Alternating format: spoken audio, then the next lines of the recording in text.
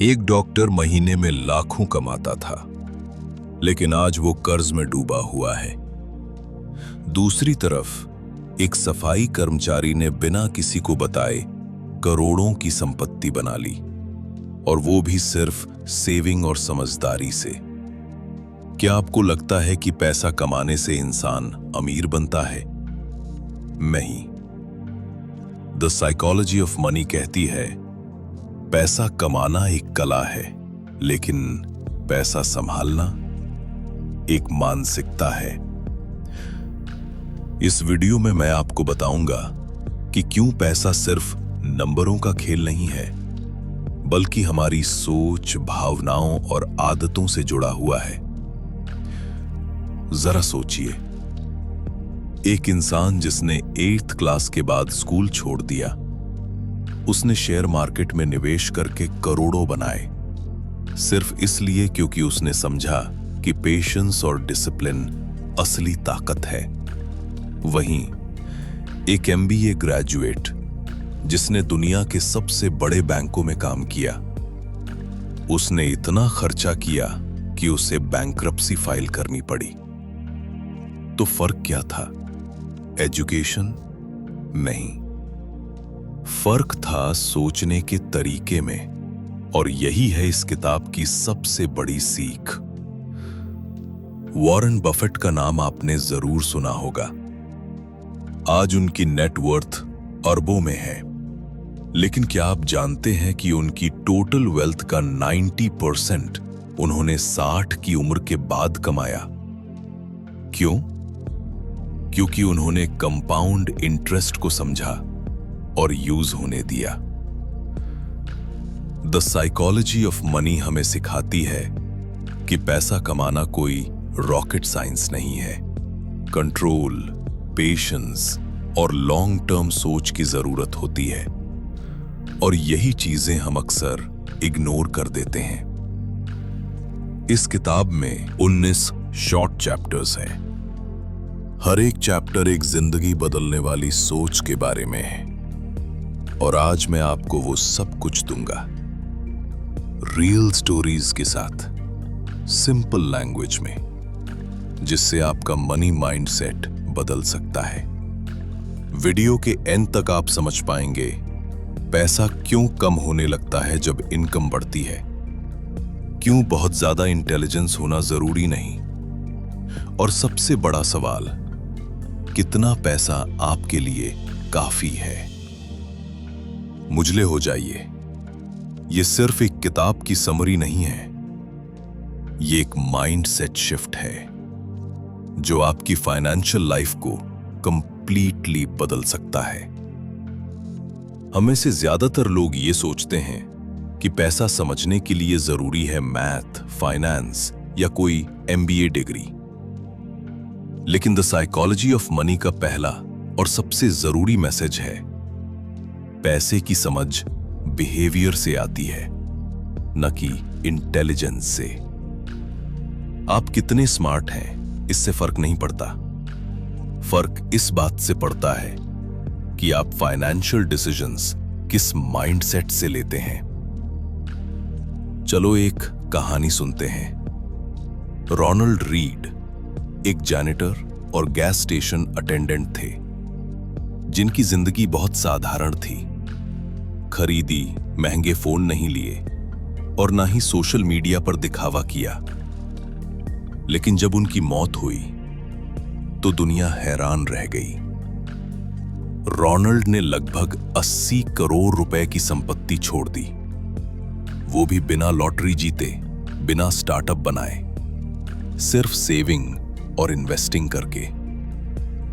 अब सोचिए, एक आम इंसान जिसने कोई फैंसी डिग्री नहीं ली, वो इतना पैसा कैसे बना गया? जवाब है सही सोच और लंबी गेम खेलने की मेंटालिटी। अब एक दूसरी कहानी सुनिए। Private jet, high and real estate और एक्सपेंसिव पार्टीज। उसकी लाइफस्टाइल इतनी ओवर द टॉप थी कि उसने खुद को पूरी तरह कर्ज में डुबो लिया। 2000 फ्रॉड चार्जेस में पकड़ा गया। स्मार्ट था? बिल्कुल। फाइनेंशियली एजुकेटेड था, हाँ, लेकिन behaviour self destructive. Morgan Housel बार बार इस बात को रीइंफोर्स करते हैं। पैसा कमाना आसान है, लेकिन उसे टिकाए रखना वो असली स्किल है। और वो स्किल आती है ज्यादा कमाने से नहीं, कंट्रोल, पेशेंस और लॉन्ग टर्म सोच से। अब बात करते हैं कॉमन ह्यूमन बायसेस की, जो हमारे पैसों को क्वाइटली खा जाते हैं। ग्रीड, थोड़ा और चाहिए। हम कभी सेटिस्फाइड नहीं होते, जिससे हम अननेसेसरी रिस्क लेने लगते हैं। ईगो, हम सबसे ज्यादा दिखाना चाहते हैं। कार, फोन, क्लोथ्स, और कभी-कभी उस रेस में खुद को ही रूइन कर देते हैं। फियर, मार्केट गिरते ही हम बेच देते हैं। ज्यादातर लोग पेशेंस नहीं रख पाते। फोमो, जब सब डोज कॉइन खरीद रहे थे, हम भी घुस गए बिना समझे। इन शील्ड से लड़ना ही असली पैसे की समझ है। और यहां आता है सबसे दमदार लाइन इस पार्ट का। Success doesn't require being smarter than others, it requires being more emotionally disciplined than others. तो सोचिए, आप कितना कमा रहे हैं, उससे ज्यादा जरूरी है आप क्या बचा पा रहे हैं। आप अपने खर्चे कंट्रोल कर पा रहे हैं? क्या आप लॉन्ग टर्म सोच के साथ चल रहे हैं? रीड कोई बिलियनियर नहीं थे, लेकिन वो फाइनेंशियली फ्री थे। रीड्स करोड़ों में खेल रहे थे, लेकिन मेंटली बैंकरप्ट हो चुके थे। अब आप सोचिए, आपको कौन बनना है? आगे हम बात करेंगे वॉरेन बफेट, कंपाउंडिंग और पेशेंस के गेम की। बफेट की टोटल नेटवर्थ आज 10 लाख करोड़ से भी ज्यादा है। लेकिन सबसे जबरदस्त बात यह है, उस पूरे पैसे का 90% उन्होंने अपने 60वें बर्थडे के बाद कमाया।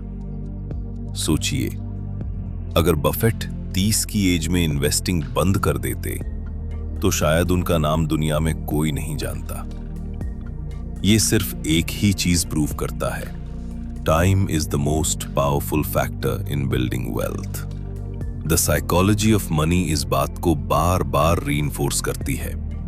आपका रिटर्न 10% हो या 15%, उससे ज्यादा फर्क ये करता है कि आप कितने टाइम तक इन्वेस्टेड रहते हैं। अब एक छोटी सी एनालॉजी समझिए। 2 लोग हैं, रमेश और सुरेश। रमेश 20 की एज में इन्वेस्टिंग शुरू करता है, 5,000 रुपए हर महीने SIP में डालता है, और ये 30 साल तक करता है। सुरेश थोड़ा लेट शुरू करता है, 30 की एज में, और 10,000 रुपए महीना इन्वेस्ट करता है, लेकिन सिर्फ 20 साल के लिए। रिसाइल्स ने टोटल 18 लाख रुपए इन्वेस्ट किए, सुरेश ने 24 लाख रुपए। लेकिन जब दोनों 60 की एज में रिटायर होते हैं, तो रमेश के पास 3.5 करोड़ होते हैं और सुरेश के पास सिर्फ 1.9 करोड़ रुपए। क्या फर्क था? Time. Compounding is not about earning the highest returns, it's about earning decent returns for the longest time possible. ज्यादातर लोग इम्पेशंस की वजह से कंपाउंडिंग का मैजिक देख ही नहीं पाते। मार्केट थोड़ा गिरा, पैनिक में बेच दिया। नया शाइनी स्टॉक दिखा, सब कुछ वहां शिफ्ट कर दिया। लेकिन बफेट कभी शॉर्ट टर्म नॉइज से डिस्ट्रैक्ट नहीं हुए। उन्होंने एक ही प्रिंसिपल फॉलो किया, buy good assets, hold them for decades, let time do the heavy lifting. Time के साथ सिर्फ पैसा ही नहीं, माइंडसेट भी इवॉल्व होता है। आज के जमाने तो याद रखना, reconciliation. Progress is not always visible. Shells and compounding is always working in silence. तो अब सवाल ये नहीं है मैं कितना कमा रहा हूं, सवाल ये है मैं अपने पैसा को कितना वक्त दे रहा हूं ग्रो होने के लिए। इस पार्ट का सबसे बड़ा lesson, wealth is the reward for being patient when others are being impulsive. अब अगले पार्ट में हम बात करेंगे सबसे बेसिक और सबसे अंडररेटेड चीज की, सेविंग। क्योंकि कमाना एक स्किल है, लेकिन बचाना एक पावर। क्रिम्सन लोग सोचते हैं मैं ज्यादा कमाऊंगा तभी सेव कर पाऊंगा, लेकिन मॉर्गन हाउसल कहते हैं stumbling has little to do with your income and a lot to do with your habits. ये एक हार्ड ट्रूथ है। ज्यादा पैसा कमाना एक तरह की रेस है और वो चॉइस है, एक चॉइस है। आप 20,000 रुपये कमाते हो या 2 लाख रुपए। एक स्टोरी सुनो। ग्रेस ग्रोनर एक स्कूल टीचर थी। उनकी सैलरी ज्यादा नहीं थी, लेकिन उन्होंने अपने खर्चों को मिनिमम रखा और जो बचा वो इन्वेस्ट कर दिया। वो लैविश लाइफस्टाइल नहीं जीती थी, बस जरूरतें पूरी करती थी। और जब उनकी डेथ हुई, उन्होंने $7 मिलियन यानी 58 करोड़ रुपए चैरिटी को डोनेट किए। शॉक लगा? अब स्ट्राइफ लगा होगा। Saving is not about being rich, crimson, it's about being content. Morgan कहते हैं लोग पैसा बचाने को सैक्रिफाइस समझते हैं, लेकिन असल में सेविंग एक चीज है, freedom. Freedom to say no, freedom to take risks, flex, freedom to quit that job you hate, freedom to help others. एक और मिसकंसेप्शन, लोग सोचते हैं अगर मेरे पास 1 करोड़ रुपए हो जाए, बैकअप प्लान, ramifications, attainment कहते हैं building wealth has little to do with your income or investment returns and lots to do with your savings rate. और savings rate बढ़ाने के लिए सिर्फ 2 चीजें चाहिए। 1, discipline. 2, clarity of what really matters. तो अब अपने आप से एक सवाल पूछो, क्या मैं पैसा इसलिए बचा रहा हूं क्योंकि मुझे चाहिए फ्रीडम, या मैं सिर्फ फ्लैशी चीजों के पीछे भाग रहा हूं? और होता है तो हाउ ऑटोमेटिकली ईजियर बन जाता है। तो आज से सेविंग को सैक्रिफाइस मत समझो, उसे एक एम्पावरमेंट समझो, एक ऐसी शक्ति जो आपको टुमारो के लिए रेडी करती है, बिना किसी डिपेंडेंस के। नेक्स्ट पार्ट में हम एक्सप्लोर करेंगे लक और रिस्क, और कैसे दोनों हमारी लाइफ की आउटकम्स को क्वाइटली कंट्रोल करते हैं। आगे बढ़ने के लिए रेडी हो जाइए, क्योंकि अब हम मनी माइंडसेट के डीपर लेयर्स में उतर रहे हैं। हर सक्सेसफुल इंसान के पीछे हार्ड वर्क होता है, लेकिन एक इनविजिबल फैक्टर भी होता है, लक। और हर फेलियर के पीछे भी एक छुपा हुआ विलन होता है, रिस्क। मॉर्गन हाउसल इस बुक में एक पावरफुल स्टोरी बताते हैं। मिस इन्फॉर्मेशन, दुनिया के सबसे अमीर और इन्फ्लुएंशियल एंटरप्रेन्योर्स में से एक। उन्होंने अपना जर्नी स्टार्ट किया एक हाई स्कूल से, जिसका नाम था लेक साइड स्कूल। लेकिन एक शॉकिंग फैक्ट ये है, उस स्कूल में कंप्यूटर्स अवेलेबल थे जब पूरे यूएस में ऐसे स्कूल्स सिर्फ 1% थे। अब सोचिए, अगर बिल गेट्स किसी और स्कूल में होते, शायद माइक्रोसॉफ्ट तभी एग्जिस्ट नहीं करता। यही है लक। एथलेटिक्स खुद मानते हैं, if there had been no Lakeside, there would have been no Microsoft. अब रिस्क की बात करें। एक और स्टूडेंट था उसी स्कूल में, केंट एवंस, गेट्स का बेस्ट फ्रेंड और उनकी टीम का इंटेग्रल पार्ट। गेट्स कहते हैं, जब कोई स्ट्रगल कर रहा हो तो उन्हें जज मत करो, शायद उनका रिस्क ट्रिगर हो गया हो। अब क्वेश्चन ये है, आप छोड़िस कैसे लक और रिस्क का सामना करें? सबसे पहला step, never take 100% credit for your wins and never give 100% blame for your losses. Second, blindly. कीयरशिप स्टोरी को फॉलो करना टेम्पटिंग होता है, लेकिन उसका बैकग्राउंड, टाइमिंग और सिचुएशन आपकी लाइफ से कंप्लीटली अलग हो सकती है। थर्ड, रिस्क को अंडर एस्टिमेट मत करो। चल रहा हो वही वक्त होता है जब सबसे ज्यादा सावधानी चाहिए। इस पार्ट की सबसे important line, nothing is as good और as bad as it seems. Success flashy दिखती है, फेलियर्स डिप्रेसिंग लगते हैं, लेकिन दोनों के पीछे स्टोरीज कॉम्प्लेक्स होती हैं और कभी-कभी बियॉन्ड लॉजिक। तो जब भी आप किसी सेलिब्रिटी या एंटरप्रेन्योर के सक्सेस को देखें या किसी फ्रेंड के फाइनेंशियल क्रैश के बारे में सुने, लस मत करो, चढ़ मोमेंट करो, ये मत करो। समझो लक और रिस्क दोनों हर गेम में साइलेंटली मौजूद होते हैं। अगले पार्ट में हम बात करेंगे सबसे ट्रिकी कॉन्सेप्ट की, इनफ। कितना काफी होता है और क्यों ग्रीड शांत दिखने वाले इंसान को भी तबाह कर सकती है। तो चलिए नेक्स्ट लेवल पे मूव करते हैं। आप 10 लाख रुपए कमाते हो, लेकिन फिर सोचते हो बस 50 लाख हो जाए तो सब ठीक हो जाएगा। फिर 50 लाख मिलते हैं और आप सोचते हो बस 1 करोड़ और ये साइकिल कभी खत्म नहीं होती। इस किताब का सबसे फिलोसॉफिकल और पावरफुल पार्ट है enough. Knowing when to stop is the ultimate form of wealth. Morgan एक रियल लाइफ केस बताते हैं, रजत गुप्ता का। इंडिया ओरिजिन, हार्वर्ड किए, बस समझा कि उनके लिए काफी क्या है। सो हु वाज वेल्थियर, रजत गुप्ता जिसके पास सब था लेकिन पीस नहीं, या रोनाल्ड रीड जिसके पास बस सिंप्लिसिटी थी लेकिन मेंटल फ्रीडम भी। क्रिम्सन कहते हैं, there is no reason to risk what you have and need for what you don't have and don't need. ये लाइन छोटी है लेकिन लाइफ बदल सकती है।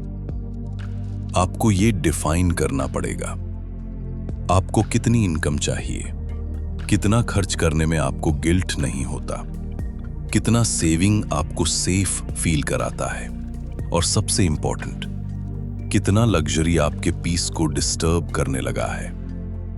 सोशल मीडिया एक इल्यूजन क्रिएट करता है, उसके पास टेस्ला है, मुझे भी चाहिए, वो यूरोप ट्रैवल कर रहा है, मैं क्यों नहीं।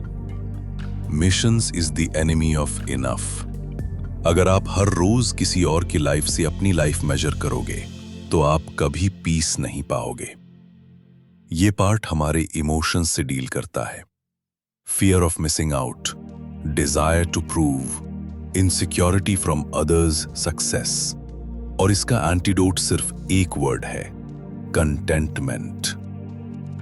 क्रिम्सन काफी होने का मतलब है आपको अपना गोल पता है और आप उसी पर स्टिक करते हो, चाहे दुनिया कुछ भी कहे। ये माइंडसेट आपको अननेसेसरी रिस्क लेने से रोकेगा और आपको लॉन्ग टर्म सिक्योर और मेंटली पीसफुल बनाएगा। सो अगला टाइम जब आप किसी और की सक्सेस देखो और सोचे मुझे भी चाहिए, तो खुद से पूछो, क्या मेरे पास ऑलरेडी काफी नहीं है? क्योंकि असली फ्रीडम पैसा कमाने से नहीं, पदाता होने से मिलती है कि और कितना नहीं चाहिए। अगले और फाइनल पार्ट में हम करेंगे रिकैप, एक solid short summary of all 5 lessons, एक आखिरी पुश जो आपके दिमाग में ये किताब परमानेंटली नहीं देगा। मॉर्गन हाउसल की ये किताब सिंपल है, लेकिन जो सोचना सिखाती है वो डीप है। सेक्सी डेमोन्स्ट्रेशंस तो आज से पैसा सिर्फ एक गोल नहीं, एक सोच बनाइए, क्योंकि आज की फाइनेंशियल जिंदगी सिर्फ आपकी सैलरी से नहीं, आपकी सोच से शेप होती है। अब सवाल ये नहीं कि आप क्या कमाते हैं, बल्कि 36 हैं, आप क्या समझते